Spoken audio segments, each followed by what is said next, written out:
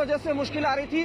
Social media को track किया गया, जिसका आईपी एड्रेस अमेरिका का सिर्फ 10 दिन की रिमांड क्यों मांगी? ह्यूमन इंटेलिजेंस टेक्निकल सर्विलांस के जरिए करनाल के जी देखिए, पुलिस ने रिमांड इसलिए मांगी क्योंकि पूछताछ में दीप सिद्धू ने खुलासा किया है कि 25 नवंबर को जब वो सोनीपत के पास सुखदेव ढाबे के सामने मीडिया के सामने आया था किसान आंदोलनकारी के तौर पर, उस दौरान कई नेताओं से उसके कांटेक्ट बने और कई नेताओं के साथ उसकी बातचीत थी। तो पुलिस बिल्कुल जानने की कोशिश करेगी कि आखिर दीप सिद्धू के पीछे कौन,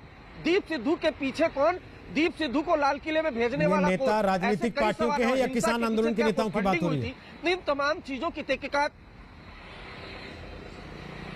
जी देखिए, जो हमारे सूत्र है उन्होंने हमें बताया है कि कई नेताओं से इसके कांटेक्ट थे रोहित, जिसमें किसान नेताओं पर हमारे सोर्सेज ने हामी भरी कि कई किसान नेताओं से जो दीप सिद्धू है उसकी बातचीत थी। एक अहम बातचीत और यहां पर बताना चाहूंगा कि देखिए, जिस तरीके से हिंसा भड़की उसमें दीप सिद्धू को एक मेन विलेन के तौर पर सामने रखा गया और सामने आया भी, तस्वीरें थी, सबूत मिले दिल्ली पुलिस को लाल किले में हिंसा के, लेकिन किरदार कई है। जैसा दीप सिद्धू और दीप सिद्धू के समर्थकों ने कहा कि दीप सिद्धू ने जो किया उसके समर्थक उसको लेकर उसकी तारीफ करते हैं, लेकिन साथ साथ ये भी कहा कि उन किसान नेताओं का क्या जिन्होंने दिल्ली पुलिस के साथ एनओसी साइन की थी, ट्रैक्टर मार्च को लेकर रूट पर हामी भरी थी और भीड़ को वो लीड कर रहे थे। और वही भीड़ देखिए, लाल किले में सिर्फ एक दो लोग नहीं, सैकड़ों की तादाद में लोग थे। तो वो किसका, उनका नेतृत्व कौन कर रहा था, इसकी जवाबदेही भी फिक्स होनी चाहिए। शुक्रिया आपका अरविंद ओझा। संबित पात्रा, वापस बहस पर लौटते हुए इस जानकारी के बाद दिल्ली पुलिस ने 10 दिन की रिमांड मांगी है दीप सिद्धू की। हिंसा मामले में दीप सिद्धू को अभी कोर्ट में पेश किया गया है। देश की राजधानी दिल्ली की कोर्ट में इस समय पेशी चल रही है और 10 दिन की कस्टडी दिल्ली पुलिस ने मांगी है दीप सिद्धू की। संबित पात्रा, अब बोलिए, जहां बात छूटी थी ब्रेक के पहले। देखिए, ब्रेक से पहले आपने कांग्रेस की प्रवक्ता से कुछ प्रश्न पूछा था कि आखिरकार कांग्रेस के जो कार्यकर्ता थे उन्होंने लता मंगेशकर के खिलाफ भला बुरा क्यों कहा और उन्होंने इंक क्यों फेंका सचिन तेंदुलकर जी के पुतले के ऊपर। तो उन्होंने कहा ये तो अभिव्यक्ति की आज़ादी है। फिर उन्होंने हिंदुस्तान के लिए कहा कि ये कैसा देश है जहां कुछ पत्रकारों के खिलाफ एफआईआर हो जाता है। इस प्रकार सटारिस्ट मुनव्वर, क्या नाम है उसका, मुनव्वर फारूकी जो कॉमेडियन था, उसको गिरफ्तार किया जाता है।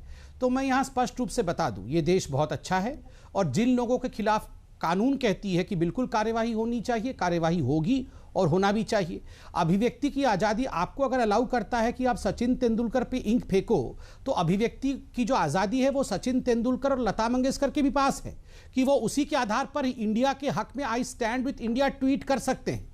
मतलब इंडिया के खिलाफ ट्वीट करे तो बहुत बढ़िया, और इंडिया के फेवर में ट्वीट कर दे तो आप इसको इन्वेस्टिगेट करेंगे, आप उन पे कालिख मलेंगे। ये हालत आज कांग्रेस पार्टी की है।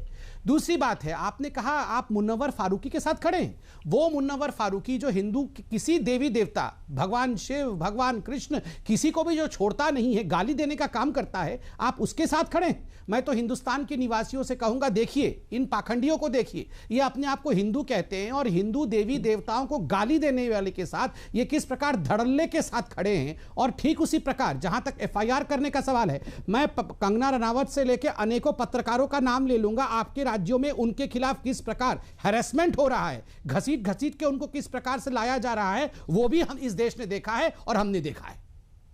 सुप्रिया जवाब देना चाहते हैं? सुप्रिया जी, बिल्कुल सुप्रिया जी आप बोलेंगे, लेकिन उसके पहले एक बार एक कमेंट विक्रम जी से लेना चाहता हूं मैं। सिंह साहब, अभी अरविंद ने बताया कि 10 दिन की रिमांड पुलिस ने मांगी है।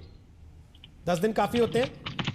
देश के लाल किले पर इस तरीके का हमला हो जाए, वहां लोग चढ़ जाएं, अपना झंडा फहरा दे, जाके पूरी दुनिया को एक मैसेज कन्वे कर दें एक तरीके से, क्या 10 दिन काफी हैं ऐसे अपराधी के लिए?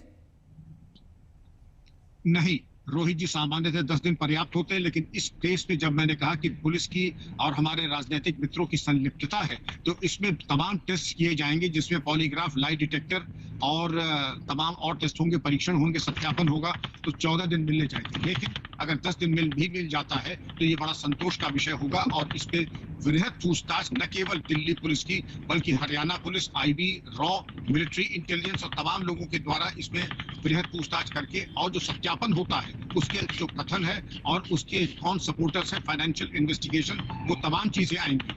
इसलिए ये जरूरी है कि कम से कम 10 दिन तो हो, लेकिन और ज्यादा की भी। आवाज कट गई सर आपकी, माफी चाहता हूं, आप रास्ते में हैं, शायद तकनीकी खामी है, कुछ नेटवर्क की समस्या है। वापस आपसे कनेक्ट करता हूं। सुप्रिया जी अपनी बात रखिए। रोहित जी, मैं 2-3 बातें जरूर कहना चाहती हूँ क्योंकि ये मुझे बात थोड़ी परेशान करती है। जो सचिन तेंदुलकर जी के साथ या लता मंगेशकर जी के साथ इंक विंक फेंकी गई, मैं उसका बिल्कुल भी समर्थन